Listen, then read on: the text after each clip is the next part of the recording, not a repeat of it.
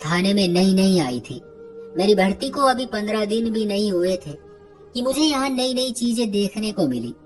ऐसी चीजें जिनका मैंने इससे पहले कभी सोचा भी नहीं था। मैं तो यही समझ बैठी थी कि मैं जहाँ आई हूँ यहाँ एक साफ सुथरा माहौल है।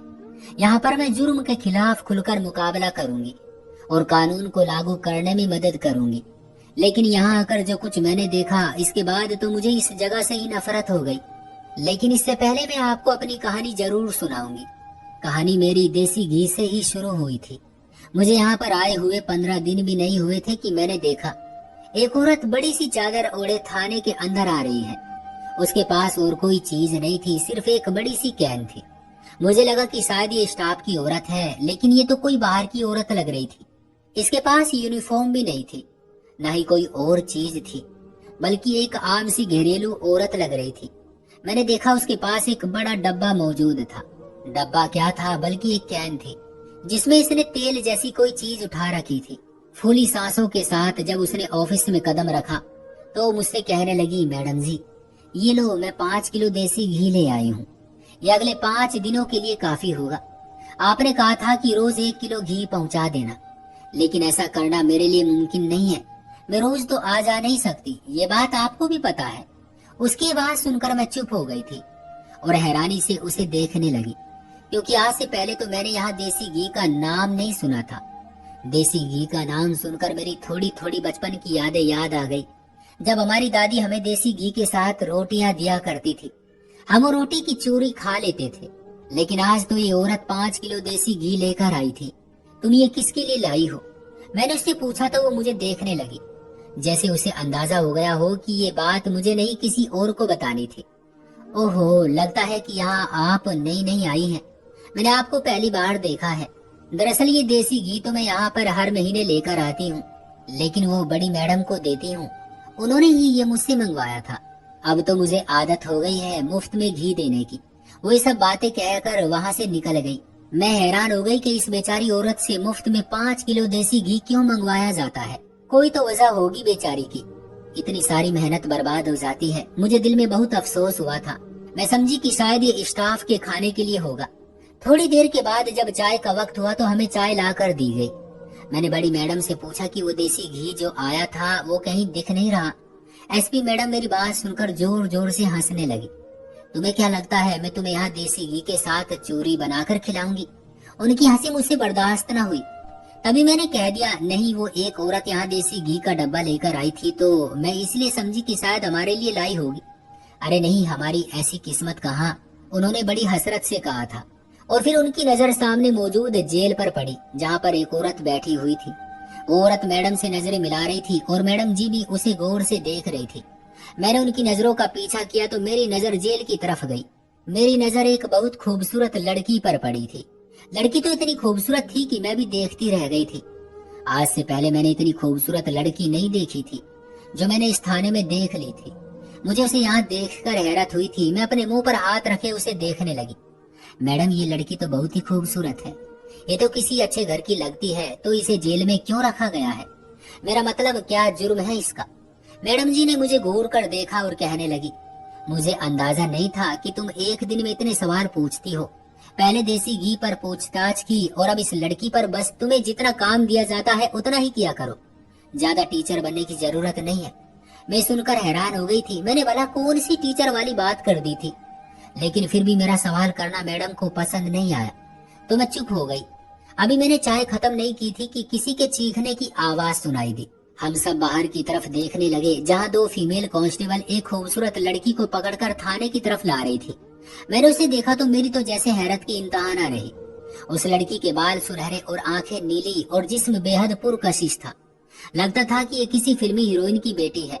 उसे देखकर तो मैं पल के झपकना तक भूल गई थी। वो थी ही इतनी खूबसूरत। ये कहाँ से आई? मैंने हैरत से पूछा।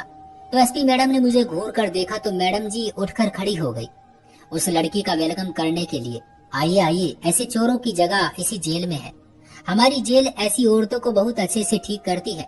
मैडम जी के चेहरे पर एक रहस्यमय मुस्कुराहट थी। फिर उस खूबसूरत लड़की को जेल के अंदर ले जाया गया। मैंने देखा वो अपने हाथ छुड़ाने की भरपूर कोशिश कर रही थी। उसकी नीली आंखें देखकर मैं हैरान थी। मैं हैरान इसलिए नहीं थी कि वो खूबसूरत थी, बल्कि हैरान इसलिए थी कि इस इलाके की बाकी औरतों के रंग पक्के और सांवले थे, जबकि ये लड़की बहुत ही खूबसूरत लग रही थी। इसके चेहरे पर बाल भी नहीं थे, बल्कि उसका चेहरा बहुत ही साफ और अंडे के जैसा था। मैं सब कुछ देखकर बहुत हैरान थी। ये लड़की कहाँ से आई? मैंने साथ खड़ी कांस्टेबल से पूछा तो वो कहने लगी, बस इसी के लिए सब कुछ है यहाँ पर। अब तुम देख लेना कि कैसे इसकी सेवा शुरू होगी। और फिर आज देसी घी भी लाया जाएगा। देसी घी तो सुबह ही आ चुका था। मैंने उसे याद दिलाया। अच्छा, 5 किलो देसी घी? हाँ हाँ, मुझे याद आ गया। कांस्टेबल ये बात करते ही वहां से चल पड़ी और मुझे और कुछ नहीं बताया। मेरी नजर दोबारा उस लड़की पर पड़ी। अब वो सुकून से बैठ चुकी थी। मैंने देखा उसकी आंखों में विद्रोह था, एक अजीब सा विद्रोह। तुम कौन हो? मैंने उससे पूछा। जाओ, जाकर अपना काम करो। उसने मुझे इतने रूखे अंदाज में जवाब दिया कि मैं हैरान रह गई। पुलिस वालियां तो किसी से बात तक नहीं करती। एक तो मैंने इससे बात की, ऊपर से ये मुझे ही नखरे दिखा रही थी। मैंने सोचा और वहां से अकेले बुड़बड़ाती हुई वापस अपने ऑफिस में आ गई। मुझे उस औरत का रवैया बहुत बुरा लगा था, लेकिन मैं चुप रही, क्योंकि मेरे लिए सिर्फ यही नहीं बल्कि और भी काम काज थे जो कि मुझे आज के दिन ही निपटाने थे। मैं ऑफिस में गई तो देखा एसपी मैडम वहां पर मौजूद नहीं थी। मैंने दूसरी कांस्टेबल से पूछा तो वो कहने लगी, वो आज यहाँ पर नहीं रुकेगी। आज रात तुम्हें यहाँ पर रहना पड़ेगा, क्योंकि यहाँ और कोई भी निगरानी करने वाला नहीं है। मैं बात सुनकर परेशान हो गई थी। आज से पहले हॉस्टल के अलावा मैंने बाहर रात नहीं गुजारी थी, लेकिन क्या करती, मुझे अब यहीं पर रहना था। मैंने खामोशी अपना ली। सोचा कि चलो इसी बहाने मुझे आज बाकी बातें भी पता चल जाएगी। मुझे पता चल जाएगा कि यहाँ पर देसी घी क्यों लाया जाता है, और वो लड़की जिसे आज जेल में कैद किया गया था, उसका जुर्म क्या था। यही बातें मुझे परेशान भी कर रही थी, लेकिन मैंने किसी तरह की परेशानी को दिमाग पर सवार नहीं किया। मैं खामोशी से रात होने का इंतजार करने लगी कि जब सब लोग खाने पर बैठेंगे तो कोई ना कोई बातचीत तो होगी, खासकर उस औरत के बारे में जो कि जेल में आज कैद की गई थी। थोड़ी देर के बाद मुझे राउंड पर जाना पड़ा, क्योंकि एक औरत बहुत हंगामा कर रही थी, तो मुझे भी बुलाया गया था। मैं जैसे ही जेल की तरफ गई तो ये देखकर मेरी आंखों में आंसू आ गए कि एक बूढ़ी औरत चिल्ला रही थी। वो बहुत बुरी तरह चिल्ला रही थी, लेकिन उसकी बात कोई भी नहीं सुन रहा था। बार बार उसके मुंह पर हाथ रखकर उसे चुप करवाने की कोशिश की जा रही थी। मैं हैरान थी कि आखिर इस बेचारी औरत ने ऐसा क्या किया है, जबकि वो उम्र में भी बूढ़ी थी। उसका भी रंग काला था। वो इन औरतों जैसी हरगिज नहीं थी जो कि यहाँ पहले से थाने में कैद की गई थी। ये देखकर मेरी आंखें और फटी की फटी रह गई कि इस थाने में हर जेल में एक खूबसूरत गोरी चिट्टी लड़की मौजूद है, जबकि बाकी औरतें काले पक्के और सांवले रंग की थी। मुझे बात दुख दे रही थी। पता नहीं क्यों इस बूढ़ी औरत का चीखना चिल्लाना मुझे बहुत उदास कर गया था। मुझे समझ नहीं आता था कि मैं इसकी मदद कैसे करूं, क्योंकि वो मुझे वाकई में एक सताई हुई औरत लग रही थी। मैंने उसे बाहर बुलाना चाहा, लेकिन उसने तो खामोशी अपना ली थी, क्योंकि रो रो कर उसका गला सूख चुका था। फिर मैं उसके पास गई। मैंने कहा, माँ जी क्या बात है, तुम रो क्यों रही हो? वो कहने लगी कि चलो जाओ यहाँ से, तुम भी बाकी पुलिस वालियों की तरह ही मेरी परेशानी पूछकर मुझ पर हंसोगी। नहीं हंसूंगी। तुम मुझे बताओ तो सही, तुमने क्या जुर्म किया है जो तुम यहाँ पर लाई गई हो? इस उम्र में तुम्हें जेल में आने की जरूरत ही क्यों पड़ी? बेटी मैं तुम्हें क्या बताऊं, मैं यहाँ किसी और जुर्म की सजा में लाई गई हूँ, वो जो मैं करना कभी नहीं छोड़ूंगी, और इस जुर्म के लिए मुझे कोई रोक भी नहीं सकता, क्योंकि मैंने अपने लिए रास्ता खुद चुना है। मुझ पर कोई जोर जबरदस्ती नहीं की गई। अगर मुझसे कोई भी काम छुड़ाने के लिए ये लोग दबाव डालेंगे तो ये क्या समझते हैं कि मैं इनकी बात मान लूंगी? मैंने अपने बाल धूप में नहीं सफेद किए, लेकिन फिर भी अगर तुम मेरे बारे में जानना चाहती हो तो मैं तुम्हें कुछ नहीं बताऊंगी। तुम बस इस बात का पता लगाओ कि देसी घी रोज इस थाने में क्यों लाया जाता है, वो भी उस वक्त जब एक गोरी लड़की को गिरफ्तार करके थाने में लाया जाता है। कोई तो वजह होगी ना। बेटी मैं चाहती हूँ कि तुम खुद सच तक पहुँचो। अगर मैं तुम्हें सारी बात बता दूंगी तो तुम्हें मेरी बात पर यकीन भी नहीं आएगा। तुम जाओ और सच को ढूंढो, तुम जरूर हकीकत की तह तक पहुँच जाओगी। तुम बिल्कुल भी फिक्र मत करना। मैंने जिंदगी में आज तक कोई ऐसा काम नहीं किया जिस पर मुझे शर्मिंदगी हो। जो बात मैंने तुम्हें कही है तुम उसका पालन करना, खामखा ऐसे ही बैठ मत जाना। मेरी बात को नजरअंदाज मत करना। अभी भी तुम जाकर रात के वक्त अगर किचन में देखोगी तो 5 से 10 किलो देसी घी तुम्हें देखने को मिलेगा, जबकि देसी घी ना तुम खाती हो और ना ही थाने की कोई और औरत खाती है। तो आखिर इसका क्या होता है? तुम जाओ, अगर तुम्हें ये हकीकत पता चल गई तो तुम सारी कहानी की तह तक पहुंच जाओगी। मुझे और कुछ बताने की जरूरत नहीं। इतना कहकर वो बूढ़ी खामोश हो गई। मैं भी वहां से उठकर अपने ऑफिस में आ गई थी। मैं समझ चुकी थी कि कोई ना कोई बात जरूर है जो बूढ़ी औरत मुझे बता नहीं रही तो मुझे सारे राज खुद ही ढूंढने थे। मैंने एक और कांस्टेबल से उन गोरी लड़कियों के बारे में पूछा कि ये यहाँ पर किस जुर्म में आई है, तो वो कहने लगी कि उन्होंने चोरी की है। मेरे दिमाग में बार बार एक ही सवाल उठ रहा था। मैंने कहा, ये लड़की मुझे बाहर की लगती है, लगता है कि ये किसी और गांव से आई है। इस गांव में तो सिर्फ सांवले और पक्के रंग की औरतें दिखती है, तो फिर ये कहां से आ गई? मेरी बात सुनकर उसने मेरे मुंह पर हाथ रखा और बोली, खामोश हो जाओ, यहाँ ये सवाल करने की अनुमति नहीं है। और हाँ, तुम्हें कुछ चीजों का ख्याल रखना पड़ेगा, और वो मैं तुम्हें आज रात को बताऊंगी। आज रात थाने के किचन में आ जाना। ये बात सुनकर मैं चुप हो गई थी। थाने की किचन में अलग ही राज दफन थे। आज तक मुझे वहां जाने नहीं दिया गया था। मैं जब भी यहाँ जाने की कोशिश करती, मुझे किसी न किसी बहाने से रोक लिया जाता। बाकी सब लड़कियों को ये राज पता था कि यहाँ पर क्या है, लेकिन क्योंकि मैं नई थी इसलिए मुझसे हर बात छुपाई जा रही थी। मैंने भी सब्र का दामन हाथ से नहीं छोड़ा। अब मैंने फैसला कर लिया था कि रात को किचन में जाकर कांस्टेबल के आने से पहले मैं काफी सारी चीजों को देखूंगी, अंदाजा लगाऊंगी कि आखिर यहाँ पर हो क्या रहा है। सो मैंने ऐसा ही किया। रात को 12 बजे मुझे कांस्टेबल ने थाने में मौजूद किचन में आने को कहा था। मैं 11 बजे ही खामोशी से सबसे नजर चुराकर पीछे बने किचन में चली आई थी। आज वैसे भी एसपी मैडम नहीं थी, मैं अकेली ही उनके ऑफिस में मौजूद थी। मैंने सोच लिया था कि जो भी होगा मैं उन्हें नहीं बताऊंगी और न ही बार बार उससे हर चीज की अनुमति मांगूंगी। 11:20 पर मैं उस किचन में मौजूद थी जहां पर मुझे जाने से हमेशा मना किया जाता था। किचन को देखकर तो मैं हैरान ही रह गई। किचन के साथ ही एक वॉशरूम भी मौजूद था। पहले मैंने किचन की छानबीन की, जहां पर देसी घी अलग अलग बोतलों और डब्बों में मौजूद था, लेकिन इस देसी घी की खुशबू ही अलग थी। मैंने इसे पहचान लिया था। तरह तरह के फल, फ्रूट, डबल रोटी, यहाँ हर चीज मौजूद देखकर मुझे लग रहा था जैसे यहाँ पर किसी खास तरह की चीज को तैयार किया जाता है, जैसे कि कोई दवाई या फिर लोशन वगैरह। लेकिन मैं गलत भी हो सकती थी। मैंने देखा यहाँ फ्रिज में काफी सारी सब्जी भी पड़ी हुई थी। ये सब्जी अलग अलग तरह की थी, जबकि जेल में आज तक मैंने ये चीजें किसी को खाते हुए नहीं देखा था। सारी चीजें देखकर पता चला कि ये किसी खास मकसद के लिए रखी गई है। मैं एक एक डब्बे को उठाकर देख रही थी। सब डब्बों में अलग अलग चीजें थी, लेकिन फिर मैंने एक डब्बा खोलकर देखा तो मेरी जान ही निकल गई। मैं सोच भी नहीं सकती थी कि इस थाने में इस तरह की हरकतें भी होती होंगी। मैं हैरान थी कि ये चीजें यहाँ पर कैसे हो सकती है, जबकि हमारे यहाँ ऐसी चीज कोई सोच भी नहीं सकता। मैंने जल्दी जल्दी उस डब्बे को बंद कर दिया। अभी मैं डब्बा बंद करके पीछे हटी ही थी कि मेरे सर पर वही कांस्टेबल खड़ी थी जिसने मुझे 12 बजे किचन में आने को कहा था। उसकी आंखों में गुस्सा था और लाली अलग से थी। तुमने ज्यादा जल्दबाजी नहीं कर दी आने में? मैंने तुम्हें 12 बजे आने को कहा था, तुम यहाँ पहले ही आकर यहाँ की छानबीन करने लग गई। मैडम सही कहती थी कि तुम्हें छानबीन करने का और बिना वजह चीजों में घुसने का बहुत शौक है। मुझे नहीं समझ आता कि जब तुम्हें इस चीज की जिम्मेदारी नहीं दी गई तो तुम्हें यहाँ आने की क्या जरूरत थी। ओहो, ऐसा क्या हो गया है रिया? मुझे रिया पर हैरत हो रही थी। मेरा और उसका रैंक एक जैसा था, लेकिन वो मुझ पर रोब ऐसे जमाती थी जैसे वो यहाँ की आईजी हो। आज तो मैडम भी नहीं थी। मैंने उसे खुलकर जवाब दे दिया। आगे की नहीं सोची कि वो मैडम जी को जाकर क्या शिकायत लगाएगी। अच्छा बात सुनो मेरी, ये देसी घी के डब्बे अलग कर दो और इन्हें वहाँ पिछले वाली जेल में लेकर आ जाओ। उसने मुझे एक और ऑर्डर दे दिया।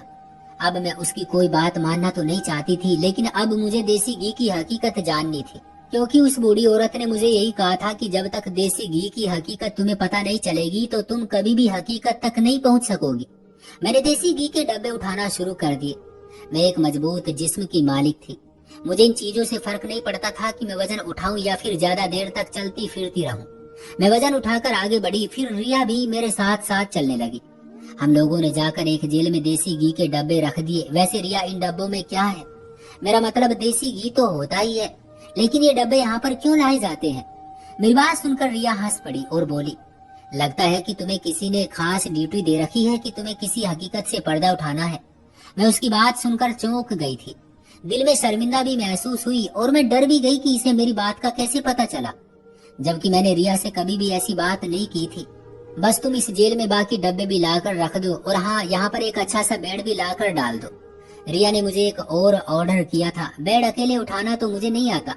मैंने रिया को साफ आंखें दिखा दी। क्यों भाई, तुम्हें क्यों नहीं आता? पुलिस में तुम हॉकी खेलने तो नहीं आई। इन सब चीजों को टेस्ट करने के बाद ही तो तुम्हें यहाँ पर भेजा गया है, ताकि तुम अपने देश और लोगों की सेवा कर सको। रिया की बातें मुझे इस वक्त जहर लग रही थी।